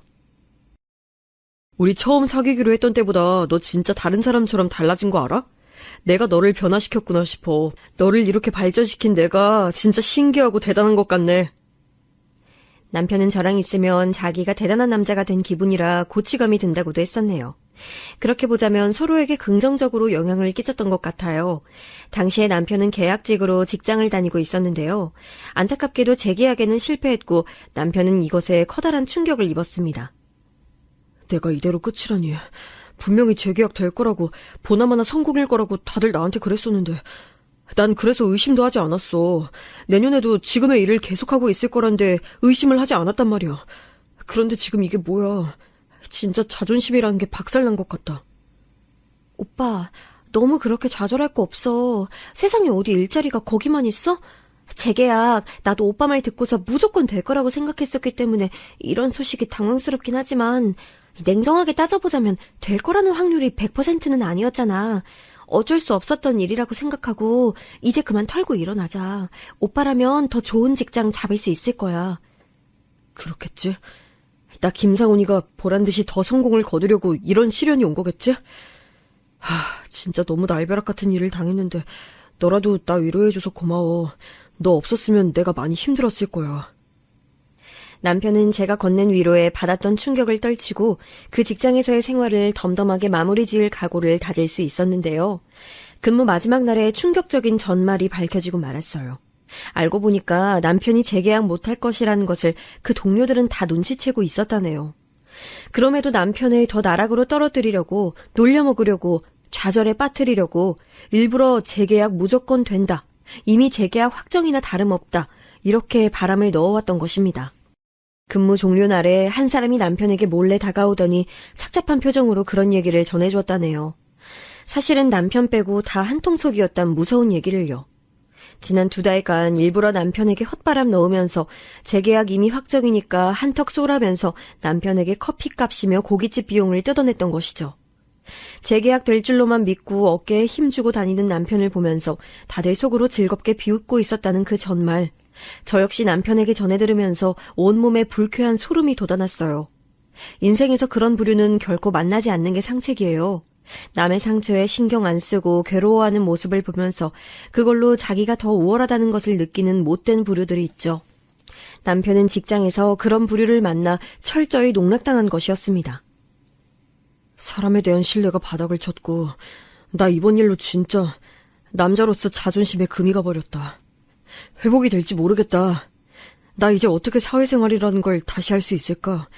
설마 내가 이렇게 우스운 꼴을 당할 줄이야. 남편은 눈물을 글썽이며 허망한 표정을 짓고 있었죠. 모든 여자분들이 그렇진 않겠지만 대체로 여자들에겐 이성을 향한 모성애를 느끼게 되는 그런 것이 내재되어 있대요. 저도 그랬나 봐요. 그 순간에 저는 이 남자가 너무 안쓰럽고 안타깝게 여겨졌고 제가 보듬어주고만 싶어졌어요. 그간 사귀면서 느껴온 애정과는 살짝 종류가 다른 기분이었죠. 왠지 모를 측은지심에서 피어오르는 애틋함이라고나 할까요? 그런 게 느껴지더라고요. 너 솔직히 속으로 나 우습게 보고 있지? 꼴이 비참하게 됐다면서 나 비웃고 있지? 뭐라고? 절대 아니야, 오빠. 난 그렇게 생각한 적 없어. 힘들면 울어도 되고 무너져도 돼. 사람 인생이라는 게 어떻게 탄탄대로만 앞에 놓여있을 수 있겠어. 가끔은 비포장도로도 나오고 진흙길도 만나고 그러는 거지. 오빠는 지금의 구간만 버텨내면 다시 좋은 길 만날 수 있을 거야. 너무 좌절하지 말고 힘냈으면 좋겠어. 저의 진심 어린 위로에 남편 눈물을 떠봐줬어요. 나중에 들었는데 저는 생각이 처음 들었던 순간이 바로 이때였대요. 저는 이 순간에 남편을 향해 모성애 같은 게 들었었는데 안 좋았던 일로 인해 오히려 저희 두 사람에게 진지한 결속이 생겨버린 셈이었네요. 남편은 자기의 처지를 감싸 안아주는 제 태도에 감동했었다는데요. 사실 저는 남편처럼 똑같은 경우를 겪어본 건 아니었으나 그런 식의 무례한 을 받아본 적이 있었기에 남편의 심경에 깊은 공감을 할 수 있었던 거였죠. 부담 가지지 말고 다시 좋은 일자리 얻는 것에만 집중하라고 말을 해줬습니다. 어차피 결혼에 대한 큰 기대도 없었고요. 왜냐하면 저는 연애 도중에 이미 시어머니를 뵌 적이 있었어요. 제가 초장부터 강렬히 느꼈던 것은 시어머니께서는 소위 아들 요새라는 게 있으신 분이라는 거였죠. 우리 아들, 귀한 아들이라는 호칭을 꼭 입에 달고 사셨고요. 저에 비해서 확연히 기가 강해 보이셨기 때문에 존재감도 강렬했습니다. 저에게 직설적인 질문도 초장부터 바로 날리셨던 분이고요. 어디 사냐, 무슨 일 하냐, 부모님 뭐 하시냐 이런 걸 물어보시는 동안 표정에서는 영 탐탁지 않다는 기색이 역력하셨죠. 남편 몰래 저에게 이런 말씀을 조용히 남기시기도 했고요. 그래, 사귀는 건 그래 사귈 수 있지. 어디 한번 잘 만나봐라. 대신 결혼까지는 꿈도 꾸지 말고. 네가 생김새가 침착해 보이는 게 자기 본수는 알게 생겼구나. 그러니 내가 믿으마. 지금 내가 무슨 소리를 하고 있는지 충분히 알아들었겠지? 그러면서 제 어깨를 손으로 꽉 움켜잡으셨어요. 하마터면 악하고 비명을 지를 뻔했었네요. 이런 경험이 있던 저였으니 남편하고의 결혼이요. 염두에 두고 있지 않았어요. 저에게 청혼할 거라느니 어쩌느니 하는 소리를 들으면서도 씁쓸한 웃음이 지어질 뿐 큰 감흥은 들지 않았었네요. 그런데 사람 일이라는 게 돌아가는 모양새가 참 희한한 것 같아요. 나중에 안 거지만 저의 시큰둥한 반응에 되려 남편은 저랑 결혼을 꼭 해야겠다는 다짐을 했대요. 어라? 이 여자가 완전히 내 건 줄 알았고 완전히 넘어온 줄 알았는데 내가 재계약 실패해서 좌절한 거 보고도 나를 버리긴커녕 안아주길래 나 없이 못 사는 여자인 줄로만 알았다고. 나한테 영혼까지 푹 빠진 줄 알았는데 이게 뭐지? 일부러 튕기는 건가 했더니 그것도 아니고 진심으로 나한테 안 매달리려고 하는 거네. 어쭈 그래? 이거 뭐지? 지금 내가 더 좋아한다 쪽이라 이거야? 남자의 승부욕을 마구 자극해대네. 이런 생각들을 이어가면서 저와의 결혼을 열심히 실현시켜 나갔던 거예요.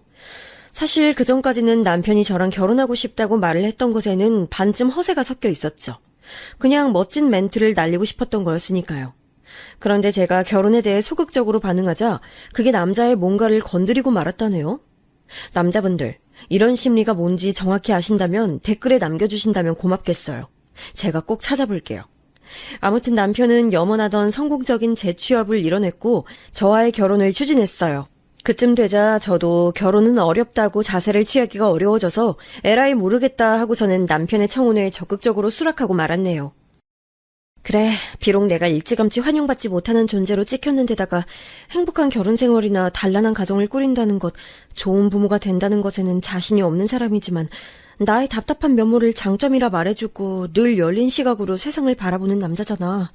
이런 남자와 함께 할 수 있다면 내가 역경 정도는 헤쳐나가야 하는 거 아닐까? 자신감을 가지고 부딪혀보자.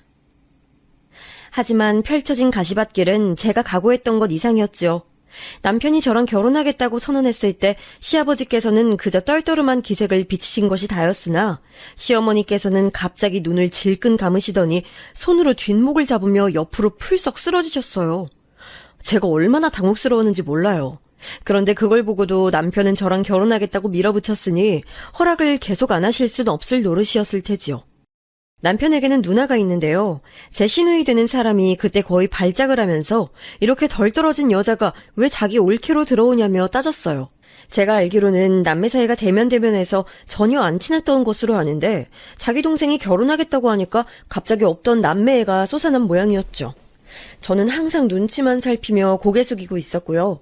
제가 저 자세로 나간 이유라면 소심하고 유약했던 성정 탓뿐만 아니라 집안 배경에 자신감이 없었기 때문이었을 거예요. 단지 내세울 것 없고 별 볼 일 없는 집안에 그치는 게 아니고 제가 친정 식구들하고 워낙 안 가까웠기 때문에 이런 일을 겪을 때 제 편을 들어줄 가족이 없어서 기가 죽었죠. 저 어렸을 때부터 사이가 나쁘셨던 부모님, 가출을 반복하며 집안 살림 거덜낸 오빠, 마찬가지로 사고 쳐대면서 집에 붙어있는 꼴을 본 적 없던 언니, 다들 예나 지금이나 한결같이 서로에게 관심이나 애정이 없었어요. 천성들이 본래 그랬던 것인지 저를 제외하면 다들 정이 없는 성격들이었고요. 저만 집안에서 이단아였기 때문에 이런 저를 포용해준 남편에게 유독 끌렸으며 결혼을 하기로 한 이상 끝까지 밀고 나가겠다는 결심이 섰던 것 같네요. 결국에는 내가 이런 배우다 말고 잘하다 만 것 같은 반푼이를 내 며느리로 들이고 말았구나. 아유, 내 팔자야. 제가 어머님 보시기에 많이 부족한 거 알고 있습니다. 하지만 앞으로 부족한 부분들을 열심히 채워나갈 테니까 기회를 주세요. 정말로 결혼 생활 잘해 보일게요. 네가 열심히 뭘 어떻게 잘할 건데? 어따 대고 어머님이라고 벌써부터 그러는 거야. 아우, 요 맹랑한 것 봐라. 내가 네 엄마니? 그렇다고 제가 여사님이라고 부를 순 없잖아요, 어머님. 제 엄마를 성의껏 모신다는 생각으로 성실한 며느리가 될게요.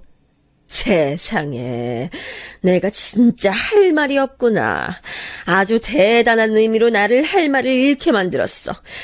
아들 번듯하게 잘 키워놨더니 어디서 이딴 게 들러붙어서는 다 망쳐놓는 것인지. 아유, 앞으로를 생각하면 머리가 아프네. 좌불안석인 결혼 과정이었지만 전 그럼에도 좋았어요.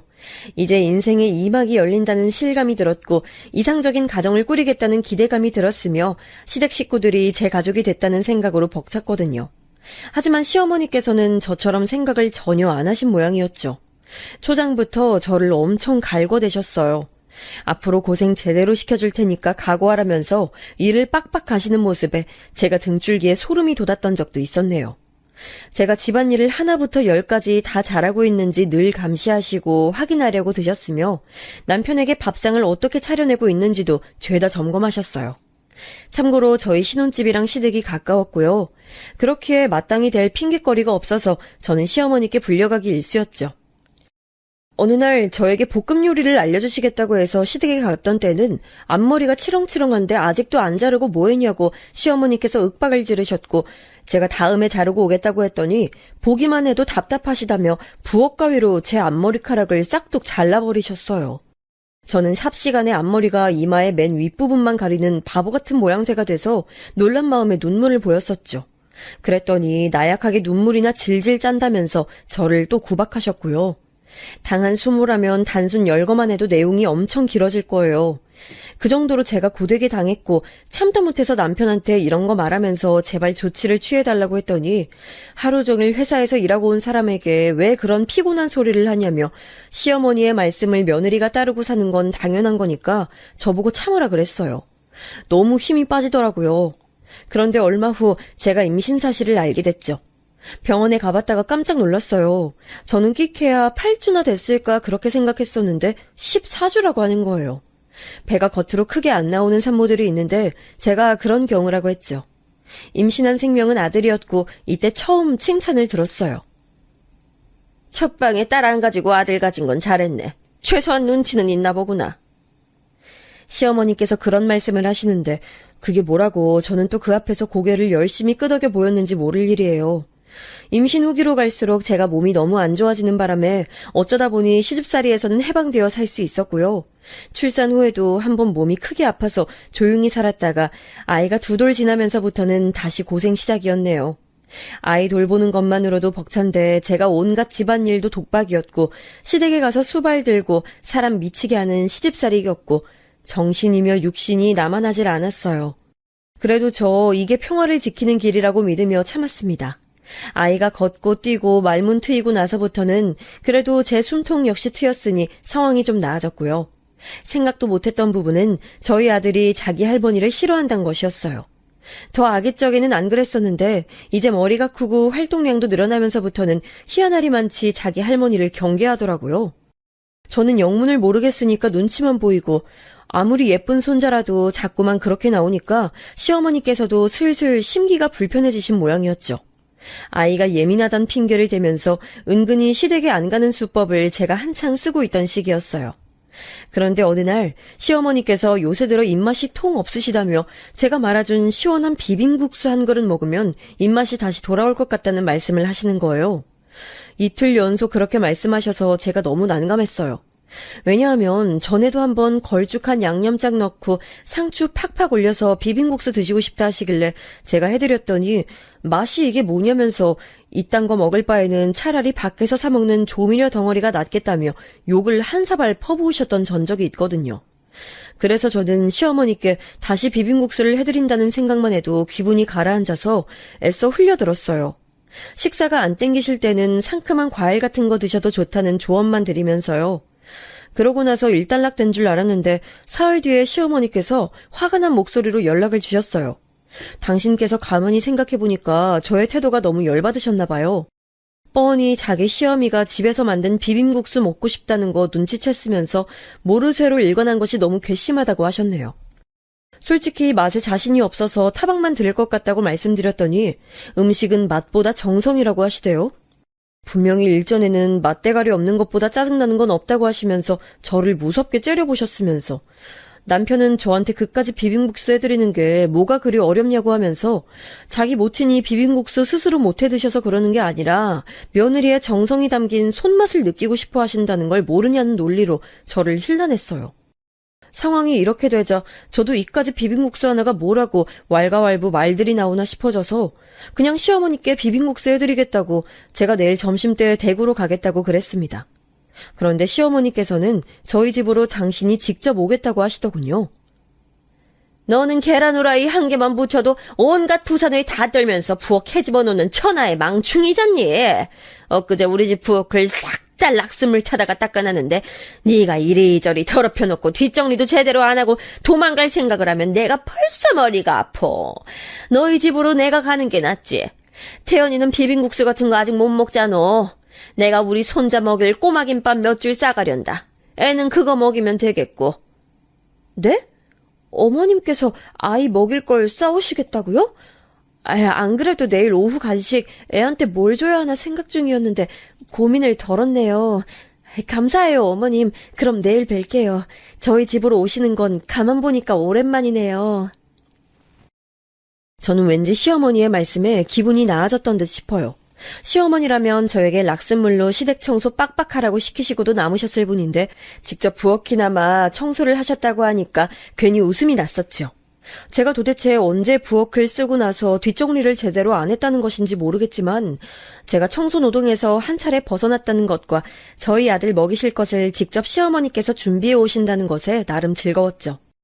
시어머니께서 혼자 저희 집으로 방문하시는 건 근 반년 만이기도 했고요. 비빔국수 맛있게 해드리려고 이리저리 요리법 찾아보면서 미리 양념장 만들어다가 냉장고에 전날 숙성까지 해뒀었네요. 무탈한 하루가 펼쳐질 줄로만 알고 그리했어요. 대망의 시어머니 방문 당일 제가 미리 어르고 달래놓고 다 해놨었건만 저희 아들이 또다시 도리 없이 시어머니를 보자마자 칭얼거리기 시작했어요. 제 다리에 꼭 달라붙어서는 고사리 같은 손가락으로 시어머니를 가리키며 나갔으면 좋겠다 이렇게 자꾸만 중얼거리는 거예요. 그러자 제 얼굴이 화끈거렸고 뭐라 설명할 수 없는 민망함이 차올라서 얼른 아들을 품에 안고서는 그러면 못 쓴다고 혼을 내줬죠. 시어머니께서는 기분이 몹시 상하셨는지 입술을 꽉 깨무신 채로 저희 모자를 흘겨보셨고요. 어영부영 면 삶다가 비빔국수 차려냈고요. 인터넷에서 본 대로 예쁘게 채소 고명까지 올렸는데 자리에 앉으신 시어머니께서는 입을 삐죽대시며 툴툴거리셨어요. 에휴, 어디서 본 건 있어가지고 이런 식으로 꾸민 모양인데 속빈 강정은 아니겠지? 자기 어린 자식 하나 똑바로 교육 못 시키는 걸 보면 영 미덥지가 않어. 강남에서 대박친 국수집에서 사용하는 비법이라고 인터넷에 나와 있길래 그거 보고 따라해봤어요. 맛은 있을 거예요. 그보다 어머님, 태연이가 꼬마 김밥에 관심을 보이네요. 알록달록하게 예쁜 모양이 아이 눈에도 맛있어 보이나 봐요. 시어머니께서 작은 락앤락통에 꼬마 김밥을 싸오셨는데 동네 미용실 사장님한테서 쉽고 빠르게 김밥 싸는 법이라면서 배운 거라고 하셨어요. 크기가 작아서 먹기 편해 보였고 무엇보다 내용물이 가득 차 있어서 풍성해 보였는데요. 호기심을 보이는 저희 아들의 입에다가 꼬마 김밥을 하나 넣어줬는데 잠시 후 아이가 얼굴을 찌푸리더군요. 느리게 우물거리면서 지지 이러는 걸로 봐서는 싫어하는 맛이 느껴진 모양이었어요. 비빔국수를 한 젓가락 먹기 시작했던 참이라 제가 무심코 손바닥을 아이 턱에 갖다 댔고 그렇게 저희 아들이 퇴퇴 뱉어낸 걸 받아냈죠. 가만 보니까 당근 때문에 그런 것 같더라고요. 저는 국수가 맛있게 잘 돼서 다행이라는 생각을 하며 꼬마김밥에 든 당근을 젓가락으로 쏙쏙 빼는 작업을 시작했어요. 그래야 저희 아들이 먹을 수 있을 테니까요. 그런데 그 사이에 아이가 또 손가락질을 하면서 시어머니를 향해 할망구야 이렇게 웅얼거렸어요. 제 심장이 철렁 내려앉았죠. 도대체 그런 말은 어디서 배워다가 쓰는 건지 알 도리가 없어서 저는 시어머니께 죄송하다고 아이가 이런저런 말들을 써보고 싶어하는 한창 때라서 이런 것 같다고 말씀을 드렸고요. 시어머니께서는 국수를 후루룩 하시다가 멈칫하신 상태였어요. 제가 당근을 다 빼낸 꼬마김밥을 이윽고 저희 아들의 입에 쏙 넣어주려는 순간 거센 호통이 들려왔습니다. 너 지금 이게 아까부터 뭐하는 짓이야? 버르장머리 하나 없이 이게 뭐하는 개짓거리냐고? 네? 어머님, 제가 뭘 어쨌다고 그러시는 건가요? 아이가 아무래도 당근을 잘 못 먹는 것 같아서 빼고 있는 것 뿐인데요. 그거 다 채 썰어다가 기름 둘러서 달달 볶고 김밥에 넣은 내 정성은 생각 안 하니? 애가 안 먹으면 그걸로 장땡이야? 할머니가 손수 만든 음식인데 애가 열심히 먹어보려는 신용이라도 하도록 네가 도와야 할 거 아니야? 너 혹시 일부러 지금 내가 만든 음식 해집어 놓으려고 수쓰는 건 아니지? 도저히 애 입에서 나올 법한 단어가 아니게 나오는 것도 수상쩍고 날 미워하도록 네가 얼마나 가진 수를 쓰면서 애를 세뇌시켰는지 내가 소상히 알아봐야겠구나. 내가 그동안 너무 안일했음이야. 에라이 망할 것. 이딴 맛대가리 하나 없는 국수나 차려내는 주제에. 시어머니께서 비빔국수 그릇을 밥상 위에서 휙 엎으셨어요. 면을 빨리 잡수시는 터라 이미 반절 이상 없어져 있었기에 쏟아져 나온 건 얼마 되지 않았지만 그 광경을 보자 삽시간에 눈물이 핑 돌더군요. 음식을 만든 사람의 노력을 운운하신 분께서 왜 제가 직접 전달부터 신경 써서 만든 음식을 이리도 매정하게 내팽개치실 수 있었던 걸까요? 저는 아이가 이런 비교육적인 현장을 보면 안 될 것 같아서 일단 방에다가 데려다 놓으려고 했어요. 그런데 그때 저희 아들이 마침 시어머니를 똑바로 보면서 인상을 팍 쓰고는 당장이라도 울음을 터뜨리려는 듯 칭얼대기 시작한 거예요. 그러자 시어머니께서는 더욱 화가 나셨는지 저희 아들 보고 당장 뚝 그치라면서 윽박을 지르셨고요. 아이가 무서워하는 것 같아서 얼른 품에 안고 방에다가 데려다 놨어요. 장난감들을 보자 금세 안정이 됐는지 표정이 풀렸길래 잠시만 거기 있으라 해놓고서 저는 다시 난장판이 된 곳으로 갔고요. 시어머니께 이건 옳지 못하셨다고 잘 말씀드릴 참이었어요. 그런데 시어머니께서 제가 자리로 돌아오자마자 저의 몫이었던 국수 그릇을 집으시더니 그걸 저한테 날리셨어요. 저는 외마디 비명을 지르며 제 옷을 몽땅 더럽히고서는 바닥에 떨어진 국수 그릇을 멍하게 쳐다봤고요. 어머님, 정말 너무하시는 거 아닌가요? 오늘 뭐 기분 나쁘신 일 있으셨어요? 대체 왜 이러시는 거예요? 아까 아이가 겁먹은 것도 못 보셨냐고요? 뭐야? 뭐가 어쩌고 저째? 당장에 가타부타 말 않고서 죄송합니다. 제가 잘못한 걸 일러주시면 배우겠습니다. 이렇게 나와도 시원치 않을 판국에 네가 지금 뭐라고 짓거려대는 거야? 감히 어디다 대고 소리를 질러? 오호라, 네가 오늘 아주 나를 잡았다 이건디? 한동안 내가 네 방만함을 봐줬더니 이렇게 기가 살아서 멋대로 굴 줄 내가 어느 정도 예상은 했다만 자기 할머니를 공경하지 못하도록 자식 교육을 더럽고 악랄하게 시켜놓고서는 이제 밥상머리 교육까지 거지같이 하고 있어? 네가 그러고도 정신 똑바로 박힌 아이 엄마라고 할 수 있겠니? 아이가 어린이집에서 어떻게 뭘 배우는지, 어떤 것에 호기심을 보이고 습득이 빠른지 그런 걸 다 잡아내지 못한 제가 부족한 엄마인 건 맞아요. 네, 이런 부분 인정하겠습니다. 하지만 저는 맹세코 제 아들한테 어머님 미워하라고 시킨 적도 없고 조종한 적도 없어요. 되려 아이 앞에서 어머님을 안 좋게 얘기했던 사람이라면 엄마인 제가 아니라 아이 아빠일 테죠. 네가 지금 하다 못해서 나랑 내 아들 사이를 이간질하려고 들어? 그런 추잡스러운 짓까지 시도를 하고 있는 거니? 뻔뻔하게 내 바로 앞에서? 너 앞으로 애 교육에서 일절 손 떼라. 너같이 못 배워먹은 집구석에서 자란 반푼이가 애초에 우리 집안의 핏줄을 가리킨다는 것 자체가 어불성설이었어. 지금까지 대체 애새끼 교육을 어떻게 시켜놨길래 이 지경이 이 꼴이냐고? 말씀을 이어가다 보니 점층적으로 분노에 차신 시어머니께서는 저희 아들을 겨냥해 애새끼라고 지칭하셨고 제가 그것에 너무 화가 나서 눈에 힘주고 주먹을 꽉 쥔 채로 시어머니를 똑바로 쳐다봤어요. 그리고 그 다음 순간 제 오른뺨에 거세게 장렬하는 고통을 느껴야 했습니다. 손을 번쩍 치켜드신 시어머니께서 제 뺨을 그대로 후려치신 것이었죠. 머리가 웅웅 울려댔고 사고회로가 정지돼서 저는 돌아간 고개를 가만히 둔 채 멍하게 있었어요. 시어머니께서는 처음부터 제가 마음에 안 들었고 못 믿어왔는데 갈수록 부족한 모습을 보게 돼서 열불이 터진다는 혼잣말을 하고 계셨어요. 앞으로는 작정하고 저를 개념이 넘치는 며느리로 개조시킬 거라면서 비릿한 미소를 지으시더군요. 맞아서 돌아갔던 고개를 천천히 바로 하면서 시어머니의 그 미소를 발견한 제가 금세 따라서 미소를 짓고 말았습니다. 그 짧은 찰나에 제가 그간 유지해왔던 이성의 끈이라는 것이 뚝 끊겼거든요. 인내라는 이름으로 유지해왔던 그것, 지난 시간 동안 참고 또 참고만 살아온 제 자신이 너무 비참하고 초라하게 느껴져서 그냥 끊어버리기로 했어요. 아이한테 부끄러운 모습을 보이는 엄마로 계속 살고 싶지도 않았고요. 시어머니께서는 비빔국수도 똑바로 못 만들고 자식 교육도 똑바로 못 시키는 주제에 뭘 기분 나쁘게 실실 웃고 있냐면서 저에게 한마디 날리셨는데 제가 그 소리 듣자마자 오른손을 들어 올렸어요. 그리고는 조금의 망설임도 없이 감히 시어머니의 뺨을 쳐버렸습니다. 이로써 돌아올 수 없는 강을 건너게 됐죠. 두렵지 않았고 후련함만 있어서 스스로가 놀라웠어요. 알 수 없는 고향감이 제 속에서 스멀스멀 차오르더군요.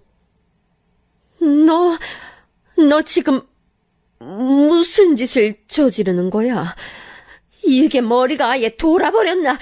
어디 시어미에게 손찌검을 하는 하극상을 벌여! 네가 정녕 세상 하직하고 싶어서 이러니? 내가 지금 당장이라도 우리 집안에서 쫓아낼 수 있어. 이혼당하고 싶지 않으면 무릎 꿇고 잘못을 빌어. 홧김에 눈 돌아서 실수한 건 내가 너그러이 눈 감아주마. 저는 그럴 생각이 없는데 왜 자꾸 혼자 북치고 장구치고 다 하세요. 제가 전부터 생각한 건데 어머님은 일반인으로 사시기엔 아까운 인재예요. 개그맨 같은 거 하셨으면 잘 나가셨을 것 같은데 일단 철판 깔고 말씀하시는 걸 잘하니까 기본 조건을 갖추신 셈이죠. 저도 모르게 말이 술술 나가고 말았어요. 그동안은 밤에 자려고 누웠는데도 가슴이 너무 답답해서 잠이 안 올 때 머릿속으로만 상상해왔던 속 시원한 일침이었는데요. 드디어 현실에서 제가 제 입을 통해 제 목소리를 낸 순간이었죠. 한번 터뜨리고 나니까 그 다음은 쉽더군요. 이래서 뭐든 처음이 어렵지 두 번은 안 어렵다는 말이 있나 봐요. 예상치 못한 저의 반응에 깜짝 놀라신 시어머니의 넋이 나간 얼굴을 보며 제가 신랄하게 말했죠. 자꾸 비빔국수 어쩌고 그러시는데 아까 자리에 앉자마자 순식간에 후루룩거리면서 잘 드시는 분은 그러면 어머님이 아니라 잠시 왔다 간 쌍둥이라도 되나 보죠? 뱃속에 두둑하게 비빔국수 넣어두고선 맛지적 하시는 거 너무 설득력 없어요. 자식 교육을 제가 못 시켰다고요? 아, 죄송해요. 아무리 똑바로 교육시켜 놓으면 뭐래요. 인성 파탄난 자기 할머니만 보면 애가 경기를 일으키며 거부감을 느끼는데 이걸 제가 어떻게 통제해요. 원래 어린애들은 솔직하고 보는 눈이 순수해서 나쁘고 좋은 거 구분 잘하거든요. 자기 할머니가 마귀 할멈으로 보인다는데 제가 이걸 어떻게 교육시키겠냐고요. 마귀 할멈이 개가천선하는 게 맞는 순서 아닐까요? 어떻게 생각하세요? 말을 마치고 나서 제 양손이 덜덜 떨리고 있었는데 이건 무서워서 그런 게 아니라 흥분으로 나타난 현상이었어요. 갑자기 될 대로 되라는 생각을 하고 나니까 더 이상 꺼려질 것도 없어서 저를 향해 눈을 사납게 치켜뜨시는 시어머니의 표정도 두렵지 않게 느껴졌고 이혼이라는 단어에도 평안하기만 했죠. 네가 밀쳐 날뛰는구나. 이게 바로 네 본색이었던 거야. 근본이 천해 보이더니 역시나 내가 이럴 줄 알았지. 이혼당하고 싶어서 너 환장이라도 했니? 내 말이면 꿈뻑 죽는 우리 아들을 알면서도 네가 이렇게 까분다 이거지? 뭐요? 그 마마보이요? 자기 엄마 말이면 꿈뻑 죽는 남자를 매력있다는 여자도 세상에 있을까요? 저랑 이혼하고 나면 과연 새 여자 만나서 재혼이나 할 수 있을까요? 아직도 현실 파악을 못하셨네요. 제가 할 수 있게 도와드릴게요. 그 현실 파악이라는 거. 제가 먼저 이혼하고 싶다고 말하고 싶어서 입이 근질거렸는데 어머님께서 협조적이신 것 같아서 다행이에요. 이혼하겠습니다. 잘 먹고 잘 사세요. 비빔국수는 제발 직접 해 드시고요. 뭐라고? 니까짓 게 뭔데 먼저 이혼을 하겠다고 설쳐. 허세도 적당히 부려. 이혼당하고 비참한 꼬라지로 살고 싶어서 그러니? 아이 빼앗기고 살아도 괜찮다는 게야? 제가 아이를 왜 뺏겨요? 어머님은 참 여러 방면에서 현실 파악을 못하시는 분이네요. 아이가 어리면 말이죠. 만약에 엄마 쪽이 유책 배우자여도 아이를 직접 맡아 키울 수 있는 양육권은 아빠가 아니라 엄마한테 가요. 대한민국 법이 그래요. 아이의 엄마라면 아이를 직접 키우겠지만 아빠일 경우 회사를 다니느라 바빠서 그 조부모가 아이를 키울 거라고 판단하거든요. 꽤 정확하죠? 자, 그렇다면 저랑 어머님의 대결인데 아무래도 법원에서는 아이가 경기 일으키는 마귀 할멈보다 생모인 저의 손을 들어줄 것 같아요. 어머님은 어떻게 보세요? 제 생각에 이의 있으세요? 네가 어떻게 그런 것들을 다 알고서 말을 이렇게 청산유수로 반푼이 주제에 나한테 눈 똑바로 뜨고 말을 따박따박. 이건 도무지 말이 안 돼. 시어머니께서는 저한테 뺨을 맞으셨던 직후보다도 더 충격에 휩싸이신 얼굴이 되셨어요. 지금까지는 당신께서 밟으면 밟는 대로 한껏 밟히며 웅크리고 있었던 소심한 답답이가 고개 빳빳하게 들고 반박할 수 없는 말만 해대고 있었으니 얼마나 당황스럽고 놀라셨겠어요. 현기증이 나셨는지 손으로 머리를 잡고 비틀대셨는데 그때 마침 방에서 저희 아들이 작게 우는 소리가 들려와서 제가 얼른 그쪽으로 향했습니다. 장난감을 가지고 놀다가 잠이 와서 칭얼대며 저를 찾은 것이었지요. 아이를 침대에 눕혀줬는데 시어머니께서 집을 나서시는 소리가 들려왔어요. 현관문 도어락 작동음을 들으며 저는 피식 웃었죠.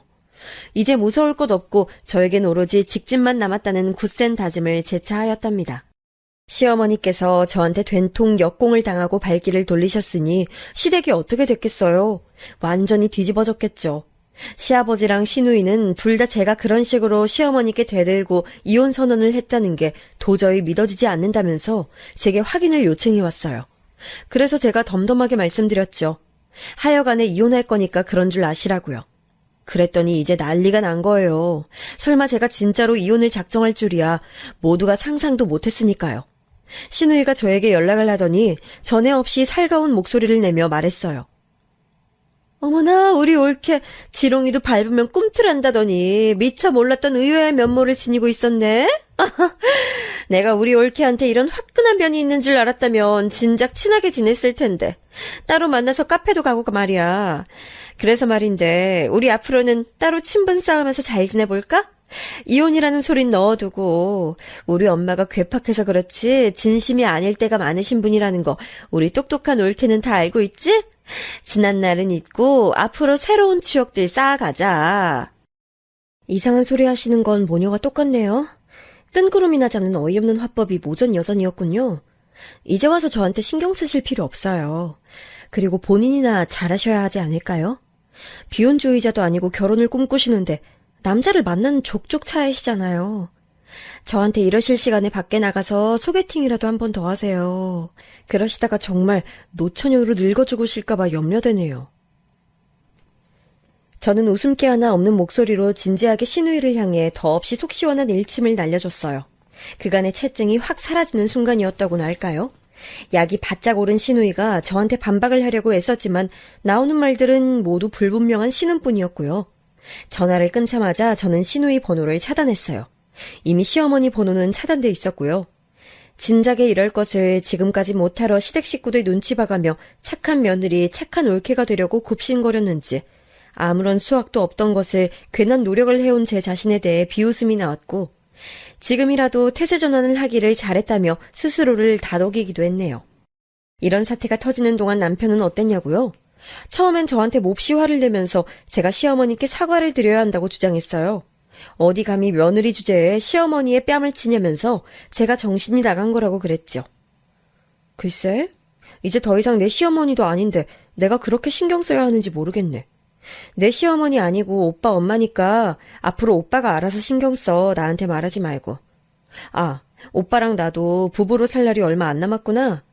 이혼 전까지 비록 짧은 기간이나마 우리 싸우지 말고 지내자. 아이한테 좋은 모습 보여줘야 할 거 아니야. 안 그래? 너 진짜 나랑 이혼하려고 그래? 왜 쓸데없는 고집을 피워? 넌 네 생각만 하냐? 내 생각 안 해? 고래 싸움에 등 터지게 된 새우, 그게 난데 너는 내 입장은 고려 안 해주는 거냐고. 난 고래인 적이 없었는데 그렇게 말하니까 억울하다. 근데 오빠 이거 하나만 알아도 오빠가 처신만 잘했어도 여기까지 안 왔다는 거. 난 이제 오빠한테 더 실망할 것도 없어서 인간적인 신뢰를 다 잃어버린 상태야. 더 추해지지 말고 이혼하자. 저를 향해 고압적으로 나왔던 남편은 제가 덤덤하게 이혼 입장을 밝히자 많이 놀랐는지 자세를 숙였어요. 자기가 시댁에 가서 다 정리하고 오겠다면서 제가 시키지도 않은 짓을 멋대로 했고요. 그런데 시댁에서 뭔 사달을 벌인 것인지 갑자기 시아버지와 시어머니의 부부싸움으로 번졌다네요. 시아버지께서는 이 모든 게 도가 지나친 시어머니의 횡포 때문이라고 하셨고 시어머니께서는 집안 대소사에 하등 도움 안 되는 존재가 바로 시아버지라고 맞서셨다죠. 그 와중에 시누이는 이게 다 정신 나간 올케 때문이라고 하면서 제 탓을 했고요. 친척분들도 그때 와 계셨는데 서로 한마디씩 얹었다가 점차 아수라장으로 번져갔고 그 광경을 보면서 남편도 학을 뗀 거죠. 미안하다. 내가 다 잘못했어. 네가 참하고 순종적인 아내이자 며느리로 살길 바랐던 내 욕심이 솔직히 있었기 때문에 그간 방관해왔고 결혼 반대하셨던 엄마한테 죄송하기도 해서 며느리 꽉 잡고 사는 시어머니의 역할을 들이면 그걸로 혹시 보답하는 게 아닐까 싶은 생각도 있었어. 내가 멍청했던 거지. 회사 일 바쁘다는 핑계로 일부러 집안일에 상관 안 하며 외면해왔고 네가 얼마나 외롭고 힘든 시간 지나왔는지 이제서야 내가 조금 알 것 같아. 남편은 제 앞에서 무릎까지 꿇고 빌며 눈물을 보였어요. 그런 모습은 처음 보는 거라서 기분이 묘해지더군요. 저는 이미 질릴 대로 질렸으므로 무조건 이혼하고 싶다는 입장을 고수했고요. 그랬더니 남편이 앞으로 2번 다시 제가 시댁 식구들 안 보고 살 수 있게 하겠다면서 월급 들어오면 아예 저한테 전액 다 입금하고 자기는 제가 주는 용돈 받으면서 그걸로 살겠다고 했어요. 설마 그렇게까지 처절하게 굽히며 나올 줄은 예상 밖이었기에 제가 흔들렸죠. 저는 워낙 친정 식구들로부터 가족의 정을 못 받고 살아왔기 때문에 제가 꾸린 가정이라는 것 자체에 애착이 사실은 강했어요. 그러니까 시어머니의 폐악에도 꿋꿋이 버텨왔었던 거겠죠. 한 입으로 두 말할 사람이라서 당최 믿음이 안 가는데? 지금은 이렇게 말해도 단 몇 달만 지나봐. 나 때문에 자기 가족을 보기 불편해졌다고 그럴 테고 명절 때마다 나를 설득하려고 들겠지. 아니야, 절대 안 그럴게. 각서 쓸까? 네가 원하는 내용으로 각서 쓰고 지장 찍을게. 명절에는 아예 멀리 여행 가는 것으로 할게. 정말이야. 나 이제 내가 뱉은 말 지키면서 살 거야. 우리 아들 태연이를 봐서라도 나 한 번만 용서해주라. 제발 부탁이야. 일생일대의 간청이라면서 남편은 눈물을 훔쳤고 고심하던 저는 결국 이혼이라는 선택지의 문턱 앞에서 돌아서고 말았어요. 한 번만 더 속아주겠다는 말과 함께 남편이 내민 손길을 맞잡아줬죠. 기필코 이혼하리라 결심했었는데 남편의 눈물 앞에서 그 결심을 무너뜨린 제 자신에게 실소가 나왔으나 아이를 보고 있자면 이혼은 역시 최대한 미룰 수 있을 때까지 미루는 게 낫다는 생각 역시도 드네요. 시댁과의 절연을 저는 선언했고요. 온 시댁 사람들이 다 모인 앞에서 남편이 저의 입장을 밝히면서 앞으로 저희 아들도 시댁으로 데려오는 일 없을 거라고 말했습니다. 시어머니께서는 눈가 뒤집고 절규하시면서 뒤로 넘어가셨어요. 반푼이 며느리한테 당해서 상황이 이렇게까지 됐다는 게 믿어지지 않는다며 펑펑 우셨어요. 정신을 차리신 후에는 이대로는 안 되겠다 싶으셨는지 저에게 사과하시겠다며 따로 자리를 만든다 하셨는데 상대가 응해야 그 자리가 갖춰지는 거 아니겠어요? 저는 응할 생각이 없었죠. 그러자 시어머니께서는 거듭 저를 찾아오시면서 미안했다고 용서를 비셨는데 제가 아예 상대를 안 해드렸어요. 이미 버스는 떠났는데 뒷공문이 보면서 열심히 손 흔들어봤자 그 버스가 후진해서 돌아올 리 있나요? 그러니 가슴 사무치게 후회해도 이미 늦은 때였다는 것이었죠. 그 후로 어떻게 되었냐면 말이죠. 몇 달 뒤에 저희 집이 다른 동네로 이사를 갔고요. 출입보안이 철저한 데라서 입주민 아니면 못 들어오는 게 아주 마음에 들었답니다. 그 이후에는 시부모님께서 이혼을 하셨어요. 설마 이혼을 저희 부부가 하는 게 아니라 시부모님께서 하실 줄이야. 이것에는 정말 깜짝 놀라고 말았습니다. 시아버지께서 진작에 이러고 싶으셨다는 말씀과 함께 강경하게 이혼을 밀고 나가셔서 그렇게 됐어요. 얌전하기만 한 줄 알았던 제가 무섭게 대응하는 것을 보면서 시아버지께서도 더 늙기 전에 내가 원하는 대로 해버려? 이런 생각을 품으셨다는 후문이 있어요. 시누이는 또 모든 걸 제 탓으로 돌리면서 아주 악담을 퍼부었는데요. 그 바람에 남편이 시누이랑 미친 듯이 싸웠어요. 원래 친한 적도 없었지만 남매가 그걸 계기로 완전히 절연 수준으로 가버렸죠. 저 때문에 그렇게 된 것 같아서 제가 찜찜했는데 남편이 고개를 가로젓더군요. 아니, 결국 다 이렇게 될 일이었고 이렇게 되는 게 바로잡는 길이었던 것 같아. 오히려 너무 먼 길을 돌아와서 늦은 감이 있을 뿐이지. 저를 향해 저주에 가까운 악담을 퍼부었던 시누이는 참고로 지금까지도 결혼은커녕 남자친구도 못 사귄 상태랍니다. 시어머니께서는 화병 나셔서 한의원을 잡고 다니시다가 그걸로 돈을 너무 많이 쓰셔서 시누이가 카드 청구값 보고 개거품을 물었다는 얘기를 얼핏 들었어요. 앞날이 어찌 펼쳐질지 장담이란 건 없지만 적어도 지난날보다야 낫겠죠? 그런 생각으로 일상을 나눈 중이에요. 이제는 완전히 사람이 바뀌어서 가정적이고 헌신적이 된 남편과 눈에 넣어도 아프지 않을 저희 아들과 함께 말이죠. 제 얘기는 여기서 맺을게요. 들어주신 모든 분들께 고맙습니다.